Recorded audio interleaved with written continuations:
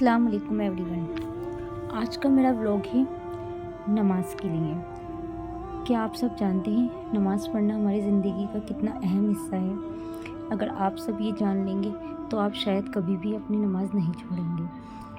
आपने कभी सोचा है जो लोग नमाज़ नहीं पढ़ते, क्या वो खुद से नमाज़ नहीं पढ़ते या अल्लाह उनको पढ़वाना नहीं चाहता?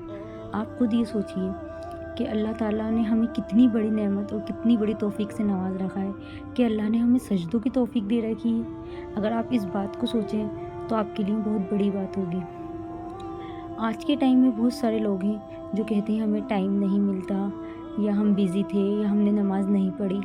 और वहीं आप लोग नमाज़ पढ़ते हैं, क्योंकि आपको जब तक आप नमाज़ नहीं पढ़ते आपको सुकून नहीं मिलता। मेरे साथ भी ऐसा होता है। तो मैं अल्लाह को के लिए इतना शुक्रगुज़ार हूँ इस बात के लिए अल्लाह की कि अल्लाह ताला ने मुझे नमाज़ पढ़ने की तौफ़ीक दी। अल्लाह ने मुझे सजदे करने की तौफ़ीक दी। मैं सजदा नहीं करती, अल्लाह मुझसे सजदा करवा रहा है। मैं चाहूँ तो मैं भी नमाज़ छोड़ सकती हूँ, लेकिन नहीं, अल्लाह ने मुझे हिदायत दी और सजदा करने की तौफ़ीक दी। बहुत से लोग हैं जिनके पास पैसा है, दौलत है, शोहरत है, सब कुछ है, लेकिन वो लोग नमाज़ नहीं पढ़ते।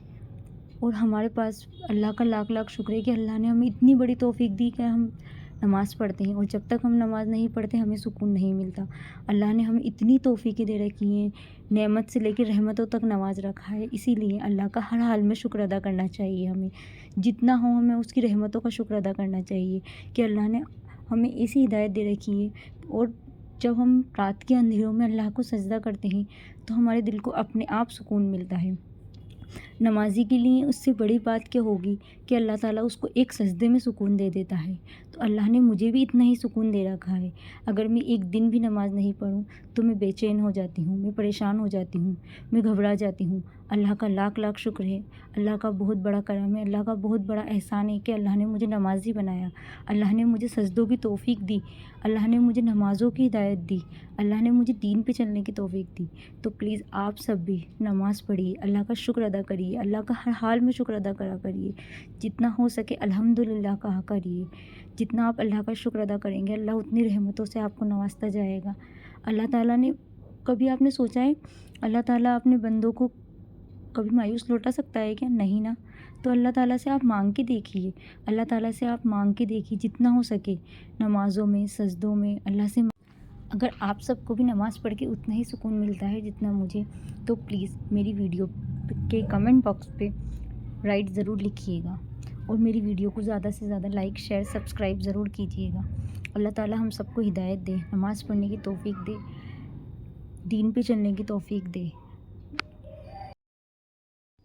आज इंसान हर चीज़ के पीछे भाग रहा है। सुकून चाहिए, मोहब्बत चाहिए, रिज़्क चाहिए, बरकत चाहिए, लेकिन जिसने ये सब देना है हम उसी से दूर होते जा रहे हैं।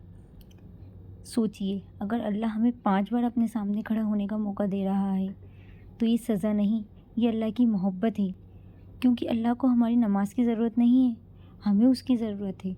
और सबसे खूबसूरत बात पता है क्या है? जब इंसान पूरी दुनिया से टूट जाता है ना, तब भी सजदा उसे टूटने नहीं देता।